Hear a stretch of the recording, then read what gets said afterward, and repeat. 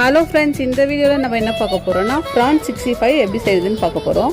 அதுக்கு நான் 1/2 kilo PRAN நல்லா கழுவி எடுத்து வச்சுருக்கேன். இஞ்சி பூண்டு பேஸ்ட்டு 1 டீஸ்பூன் போட்டுக்கலாம். காஷ்மீர் மிளகாத்தூள், தனியாத்தூள், மஞ்சள்தூள் போட்டுக்கலாம். இப்போ 1/4 கப்பு கடலை மாவு போட்டுக்கலாம். 1/4 கப்பு அரிசி மாவு போட்டுக்கலாம். தேவையான அளவு உப்பு போட்டுக்கலாம்.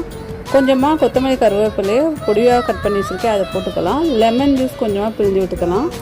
இதுக்கு நிறைய தண்ணி எல்லாம் ஊற்றாமல் கொஞ்சமாக தண்ணி தெளித்து நல்லா எல்லாத்தையும் மிக்ஸ் பண்ணிக்கலாம். பாருங்கள், எல்லாம் மிக்ஸ் ஆகிடுச்சு. இப்போ ஆயில் ஹீட் ஆனதுக்கப்புறம் ஒன்றா நம்ம ப்ரானை போட்டு பொரிச்சு எடுத்துக்கலாம். பாருங்கள், எல்லாம் போட்டாச்சு. இப்போது இது அப்படியே ஒரு 5 நிமிஷம் வேகட்டும். வெந்ததுக்கப்புறம் நம்ம திருப்பி விட்டுக்கலாம். பாருங்கள், எல்லாம் திருப்பியாச்சு. இந்த மாதிரி நீங்கள் வீட்டில் ஒரு வாட்டி செஞ்சு பாருங்கள் ஃப்ரெண்ட்ஸ், ரொம்ப சூப்பராக சுவையாகவும் இருக்கும்.